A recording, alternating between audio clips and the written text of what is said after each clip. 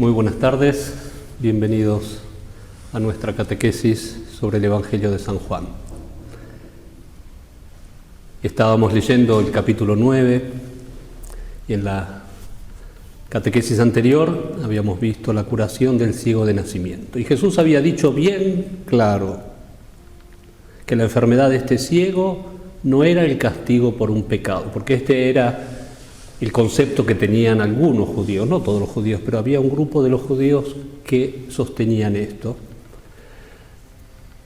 Y Jesús dice, no pecó ni él ni sus padres, sino que su ceguera era para que se manifestara la gloria de Dios. O sea, Jesús separa bien la enfermedad del pecado. Son dos enfermedades distintas, el pecado y la enfermedad física. Y esto que nos cuenta acá Juan, lo podemos encontrar también en el Evangelio de Mateo. ¿Sí? ¿Se acuerdan?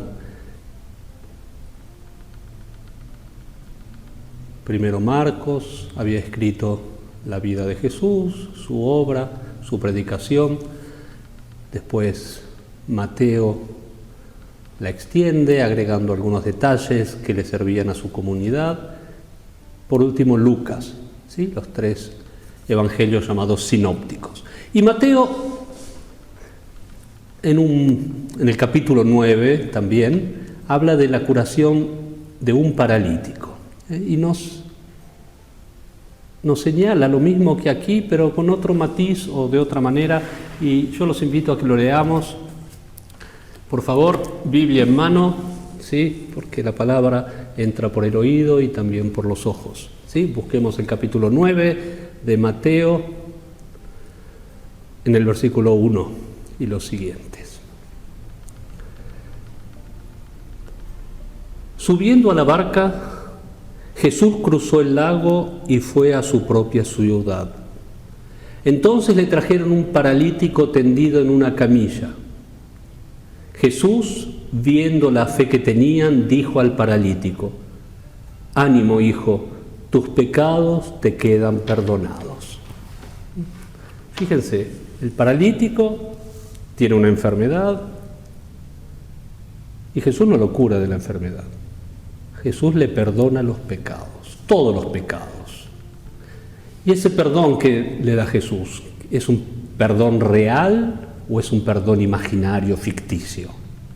Jesús le perdona los pecados, pero ese paralítico sigue en su camilla, porque el pecado no está ligado a la enfermedad. Jesús le ha borrado todos los pecados, lo ha dejado limpio, y sin embargo sigue en su camilla. Se va a levantar un poquito más adelante cuando Jesús le diga, levántate, pero en este momento está perdonado de todos sus pecados y sin embargo sigue enfermo. Y sigue en el versículo 3. Algunos maestros de la ley decían para sí, este blasfema. Jesús, dándose cuenta de lo que pensaban, les dijo, ¿por qué piensan mal? ¿Qué es más fácil? ¿Decir tus pecados quedan perdonados o decir levántate y camina? ¿Se dan cuenta?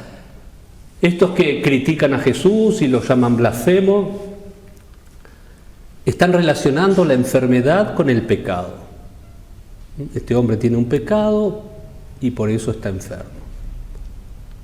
Si está enfermo es porque tiene un pecado y está pagando la culpa de ese pecado. Y Jesús le dice, ¿qué es más fácil? Y Jesús le perdona sus pecados y su parálisis, sin embargo, su sufrimiento no desaparecen, porque la enfermedad no es el castigo por un pecado.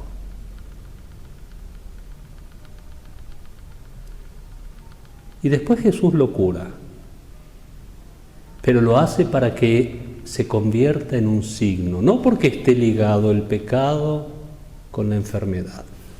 El capítulo 6 termina el episodio, pues ahora sabrán que el Hijo del Hombre tiene poder en la tierra para perdonar los pecados. Entonces se dirigió al paralítico y le dijo: levántate, toma tu camilla y vete a tu casa. Este hombre había recibido la gracia de Dios, primero con el perdón de los pecados, y después recibe otra gracia, la curación. Son dos cosas separadas, la curación y el perdón. Jesús le da primero la gracia de perdonarle los pecados. Luego, para que los maestros de la ley y esos que pensaban mal creyeran que sí le había perdonado los pecados, que ese perdón era real y no ficticio, también lo cura. La verdadera obra de la gracia es esta: ser visitado por el amor de Dios, que es un amor que abraza, que consuela, que perdona todo.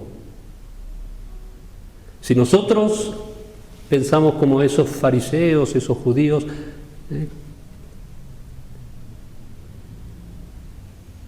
ligando la presencia de Dios a la curación,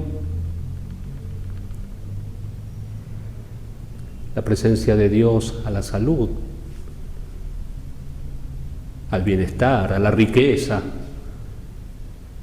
entonces debemos pensar que en la enfermedad y en la muerte Dios no está presente, porque esa es la conclusión. En el dolor y en la enfermedad y en la muerte Dios no está presente. Debemos pensar entonces que Dios se ausenta de la vida del que sufre, y en cambio no es así. Esta es la belleza del pasaje de Mateo que acabamos de leer. Es un pasaje que se abre después a la perspectiva de Juan. Jesús ha perdonado al paralítico todos sus pecados, pero para que sea manifiesto que el perdón lo ha visitado, le dice: levántate, toma tu camilla y vete a tu casa. El verdadero signo, para que esto sea un signo, y el verdadero signo es que Dios se abaja sobre nuestra condición y abajándose la ama esa condición aunque sea miserable, y nos deja en claro que obtenida la gracia del perdón no se produce la solución de todos los problemas, no se produce la solución de las enfermedades, de los problemas de trabajo, de los problemas de familia. Dios nos visita también ahí, y a veces podemos decir precisamente allí. El sufrimiento del hombre sigue siendo un misterio, pero un misterio lleno de Dios. Dios no se ausenta, porque Dios no se ausenta de nuestros sufrimientos. Al contrario, Dios se manifiesta en nuestro sufrimiento. Es lo que dijo Juan en el capítulo 9. No es el pecado de él, no es el pecado de sus padres. Su enfermedad es para que se manifieste la gloria de Dios. Volvamos al Evangelio de Juan. En el capítulo 9, leamos de vuelta 9:2. 9:2. Maestro, ¿por qué nació ciego este hombre? ¿Fue por un pecado de él o de sus padres? Jesús respondió: la causa de su ceguera no ha sido ni un pecado de él ni de sus padres. Nació así para que el poder de Dios pueda manifestarse en él. Mientras es de día, debemos poner de manifiesto el poder del que me envió. Cuando llegue la noche, nadie podrá hacerlo. Mientras estoy en el mundo, yo soy la luz del mundo. Dicho esto, escupió en el suelo, hizo un poco de lodo con la saliva y lo extendió sobre los ojos de aquel hombre. A continuación le dijo: ahora ve a lavarte a la piscina de Siloé, que significa enviado. El ciego fue, se lavó y cuando regresó ya veía. Pensemos una cosa. Primero, Jesús recuerda, yo soy la luz del mundo. Esa luz que existía antes del tiempo, antes de toda alianza, antes de toda la historia. Esa luz que existía. ¿Y qué es esa luz que brilla en las tinieblas? Es el amor. Es el amor de Dios, el amor del Padre y del Hijo en el Espíritu Santo. Eso es luz. No es un foquito, ni siquiera un astro, una estrella. Es la luz del amor de Dios que existe antes que todo y brilla en las tinieblas. Yo soy la luz y mientras la luz está en el mundo, nos ilumina. Ese amor del Padre y del Hijo y todas las obras que hace Dios y que hizo Dios son amor creador, amor salvador, amor redentor, amor consolador.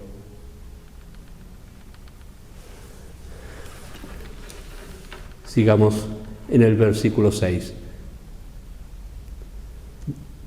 O releamos, ya lo hemos leído. Dicho esto, escupió en el suelo, hizo un poco de lodo con la saliva y lo extendió sobre los ojos de aquel hombre. A continuación le dijo, ahora ve a lavarte a la piscina de Siloé. El ciego fue, se lavó y cuando regresó ya veía. Jesús se encuentra con este hombre que es un ciego de nacimiento, es decir, es un hombre que nunca vio nada. No es que perdió la vista en un momento de su vida, sino que nació ciego, un hombre que nunca vio nada. No siente nostalgia de algo que alguna vez tuvo, este don de la vista. Él no sabe qué significa ver y no le pide a Jesús que le devuelva la vista. Y lo que hace Juan es mostrarnos que Jesús nos precede. Su don y su regalo son anteriores a nuestra conciencia de la necesidad, porque este hombre no se da cuenta de lo que necesita. Sabe que no ve, pero no sabe qué significa ver. Y Jesús nos precede, lo precede a Él y nos precede a nosotros porque nos amó antes de que nosotros pudiéramos decir Señor. Antes de que le pudiéramos pedir que nos curara, Él ya nos había visitado con su amor. Entonces Jesús se inclina sobre el sufrimiento y le da a este hombre no solo lo que no se esperaba, sino lo que ni siquiera se le hubiera ocurrido pedirle. Y fijémonos en el gesto que hace Jesús. Hace barro con su saliva. Y este gesto ya nos recuerda inmediatamente la creación del hombre. El hombre que fue creado y modelado a partir del barro. Y con ese gesto Jesús está recreando a Adán. Tomando nuestra carne, Jesús nos recrea, nos vuelve a crear, nos vuelve a plasmar, a modelar como hizo Dios con el primer hombre. Imaginémonos a Dios que con sus manos, con sus pulgares, hace la cuenca de los ojos de Adán. Ahora Jesús está regenerando los ojos de este hombre ciego.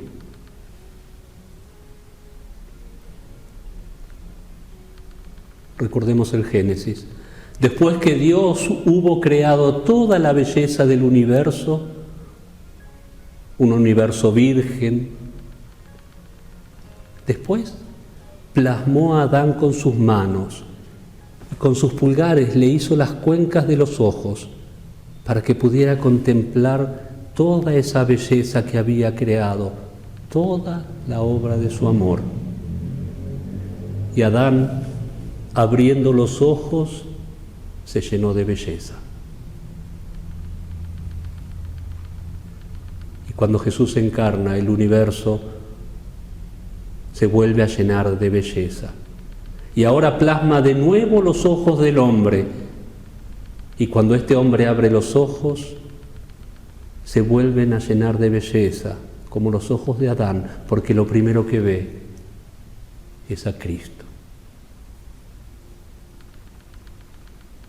Desde antiguo este pasaje era considerado un evangelio bautismal, porque en el bautismo somos recreados, regenerados.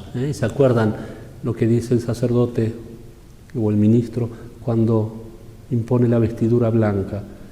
Ya sos una nueva criatura, ya sos una nueva criatura y te has revestido de Cristo. Y eso es real, no es una metáfora, no es una parábola, ya sos una nueva criatura.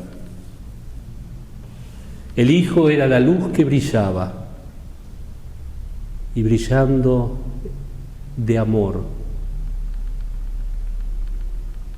estaba iluminando cuando el Padre plasmó y dio forma a Adán. Y ahora brilla ante el ciego curado, y los ojos del ciego se abren sobre el nuevo Edén, sobre la nueva creación. Para nosotros los cristianos el paraíso no es un lugar.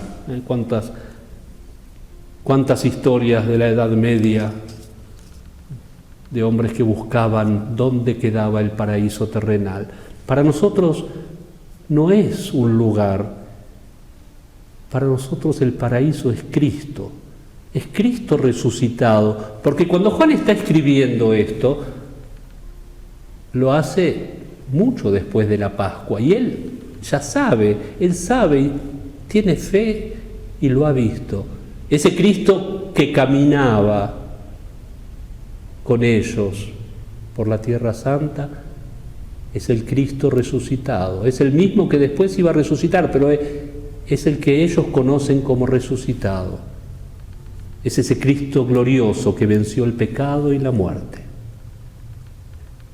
Nos está contando muchos sucesos de la vida de Jesús, pero es un solo misterio, el misterio del Cristo resucitado. Todo lo que nos cuenta Juan en el Evangelio es buena noticia del Cristo muerto y resucitado. Un único misterio, por favor. El que existía antes del tiempo y brillaba desde siempre. El que cree, el que estaba con el Padre creando. El que se hace hombre. El que murió en la cruz. El que resucitó. Un solo misterio, por favor. Un solo misterio. Vamos a leer ahora lo que sigue a esta curación. En el capítulo 9, vamos a leer desde el versículo 8 hasta el final del capítulo. Sus vecinos y los que lo habían visto antes pidiendo limosna comentaban: ¿no es este el que se sentaba a pedir limosna? Unos decían: sí, es el mismo. Otros, en cambio, negaban que se tratara del mismo y decían: no, no es él. Es uno que se le parece. Pero él decía: soy yo mismo. Ellos le preguntaron: ¿y cómo has conseguido ver? Él les contestó: ese hombre que se llama Jesús hizo un poco de lodo con su saliva, lo extendió sobre los ojos y me dijo: ve a lavarte a la piscina de Siloé. Fui, me lavé y comencé a ver. Le preguntaron: ¿y dónde está ahora ese hombre? Él le dijo: no lo sé. Llevaron ante los fariseos al hombre que había sido ciego, pues el día en que Jesús había hecho lodo con su saliva y había dado la vista al ciego era sábado. Por eso los fariseos preguntaban a aquel hombre cómo había obtenido la vista. Él les contestó: extendió un poco de lodo sobre mis ojos, me lavé y ahora veo. Algunos de los fariseos decían: este hombre no puede venir de parte de Dios porque no respeta el sábado. Pero otros se preguntaban, ¿cómo puede un hombre pecador hacer estos signos? Esto provocó división entre ellos. Entonces volvieron a preguntarle, ¿qué opinas tú sobre el que te dio la vista? Respondió, que es un profeta.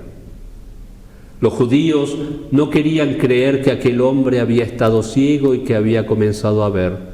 Llamaron pues a sus padres y les preguntaron, ¿es este tu hijo el que ustedes dicen que nació ciego?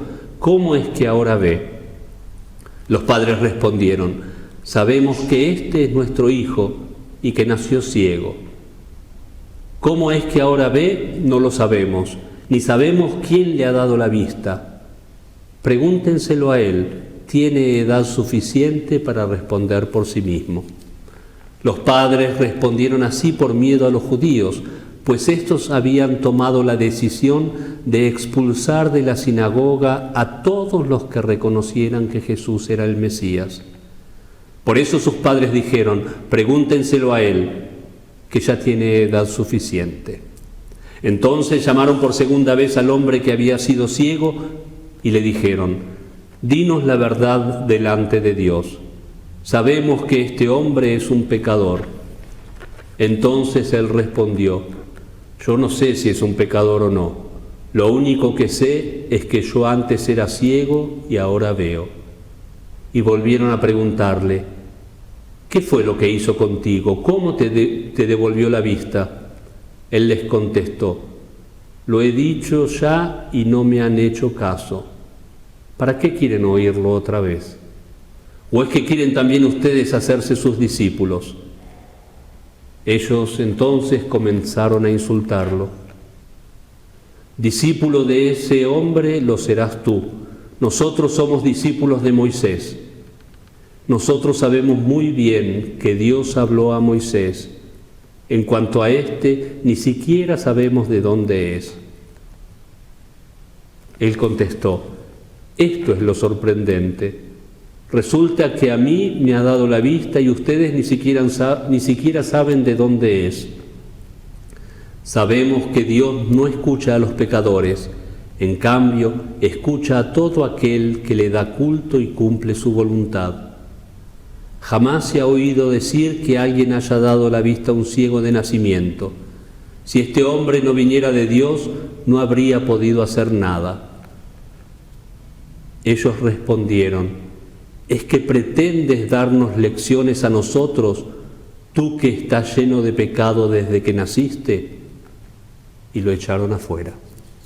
Jesús se enteró de que lo habían echado fuera y cuando se encontró con él le preguntó, ¿crees en el Hijo del Hombre? El ciego le preguntó, ¿y quién es, Señor, para que pueda creer en él? Jesús le respondió, ya lo has visto, es el que está hablando contigo. Entonces aquel hombre dijo, creo, Señor, y se postró ante él. A continuación, Jesús declaró, yo he venido a este mundo para un juicio, para que vean los que no ven y para que los que ven se queden ciegos. Al oír esto, algunos fariseos le preguntaron, ¿acaso también nosotros estamos ciegos? Jesús respondió, si estuvieran ciegos no tendrían pecado, pero como dicen que ven, su pecado permanece. Todo este largo pasaje, esta larga disputa acerca del milagro y de la curación del ciego, hay dos cosas que quiero señalar que me parecen más importantes. Jesús rompe definitivamente el vínculo entre la enfermedad y el pecado. Eso era lo que pensaban los judíos y por eso le dicen al ciego, vos naciste en el pecado y habiendo nacido en el pecado pretendés enseñarnos a nosotros. No aceptan la evidencia de que el ciego comenzó a ver. Y esto que el Evangelio señala de los fariseos, nos sucede también a nosotros. a todos. Cuando tenemos un juicio acerca de una persona, nos cuesta creer que esa persona haya sido tocada por la gracia y que Dios le haya cambiado el corazón y que haya cambiado de vida. Nos cuesta. Cuando tenemos un juicio sobre una persona, lo mantenemos a rajatabla, porque nos gusta estigmatizar a las personas. Otra cosa que vemos en este Evangelio es lo que dijimos en la primera catequesis. Juan escribe para una comunidad que ha sido expulsada de la sinagoga, y aquí hace mención de esto, ¿no? En el versículo 22, fíjense, los judíos habían tomado la decisión de expulsar de la sinagoga a todos los que reconocieran que Jesús era el Mesías. Dos cosas importantes. Pero hay otra cosa que quiero señalar. Los judíos interrogan a los padres del ciego curado. Los padres contestan: no sabemos quién lo curó. Sabemos que nuestro hijo, sabemos que nació ciego. Imagínense esos padres. Los judíos pensaban que la ceguera del hijo era un castigo por un pecado de los padres. O sea, esos padres estaban estigmatizados por la enfermedad del hijo. Jesús lo niega definitivamente. No hay relación entre el pecado y el sufrimiento. Pero ahora que ese hijo está curado, los padres se ven liberados de esa estigmatización. A ese hijo que le ha tocado la gracia y le ha curado, ese hijo es causa de gracia para sus padres. La gracia que ha recibido el hijo no puede no alcanzar a esos padres. Ellos están con miedo ante los judíos, pero eso no puede ocultar que ellos mismos han sido tocados por la gracia, que es una gracia que crece y se expande. No hay un contagio del pecado, no es que el pecado de los padres contagie al hijo, eso Jesús lo acaba de negar, pero hay un verdadero contagio, que es el contagio de la gracia. Estos padres han sido víctimas injustamente de un juicio de parte de los judíos. Si tuvieron un hijo enfermo, si tuvieron un hijo ciego, es por culpa de ellos, de los padres, porque son pecadores. Y ahora ellos se han liberado de este juicio. Basta que una persona se abra a la gracia para que esta gracia se expanda, porque la gracia desborda, la gracia inunda, la gracia contagia. No se puede contener la gracia de Dios. Tiene la fuerza de un río desbordante que se sale de su cauce y arrolla todo con su fuerza. Jesús hace barro con la saliva, recrea a este hombre y recrea a sus padres y a los padres de sus padres, hasta nuestros primeros padres, el primer Adán y la primera Eva. Hay quienes proclaman, hay quienes piensan, hay quienes predican que solo se salvan los cristianos, y ni siquiera todos. Se salvan solo algunos cristianos.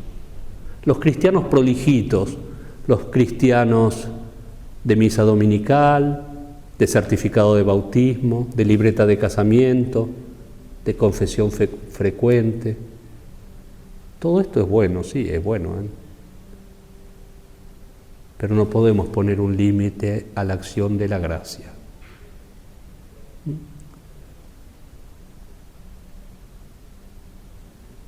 Fijémonos una cosa. Todos hemos nacido con el pecado original. Y no porque lo hayamos elegido. Es un pecado que se transmite a todos los hombres desde nuestro primer padre. Cristo se encarnó, y si fuera verdad lo que piensan estos, que solo se salvan los cristianos, entonces, ¿quién resultaría más poderoso? ¿El pecado de Adán o la gracia de Cristo? Todos mueren por el pecado de Adán, lo dice claramente San Pablo. ¿Y qué? ¿Con la gracia de Cristo se salvan unos poquitos? Que la gracia de Cristo sería más débil que el pecado de Adán.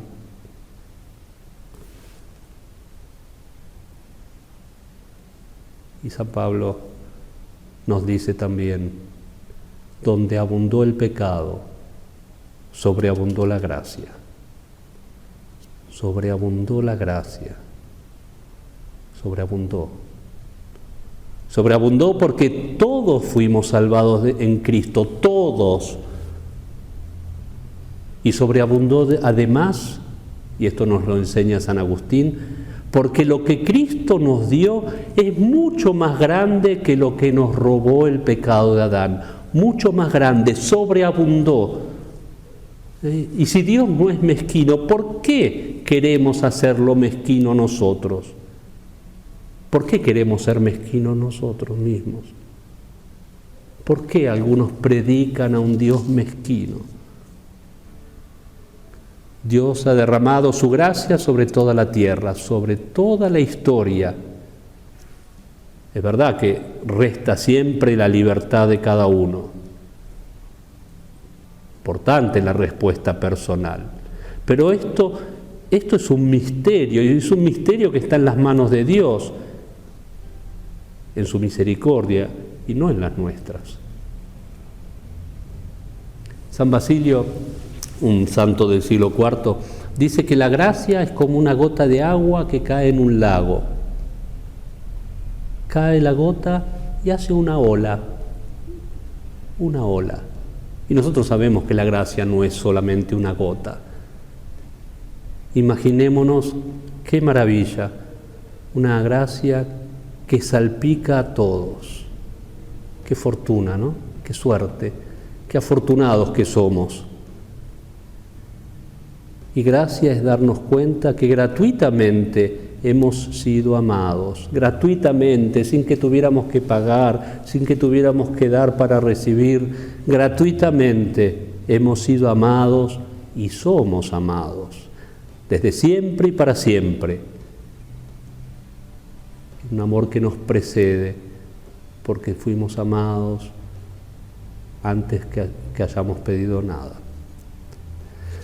Para terminar, quiero que leamos un pasaje de San Pablo, de la primera carta a los Corintios, en el capítulo 7. Por favor, Biblia en mano, capítulo 7, versículos del 12 al 14. A los demás les digo yo, no el Señor, que si un cristiano está casado con una mujer no creyente y ella acepta vivir con él, no se divorcie de ella. Y si una mujer cristiana tiene un marido no creyente y él acepta vivir con ella, no se divorcie de él. Pues el marido no creyente queda consagrado a Dios por la mujer y la mujer no creyente por el marido cristiano. De este modo, sus hijos pertenecerán a Dios, mientras que de otra forma no pertenecerían. Fíjense qué belleza esto que dice San Pablo. El marido no creyente se santifica por la esposa creyente y la mujer no creyente se santifica por el marido creyente. Esta es la buena noticia. La gracia es más fuerte que el pecado. El amor que Dios nos tiene rompe todas las fronteras y santifica casi por ósmosis a todos los que están a nuestro lado.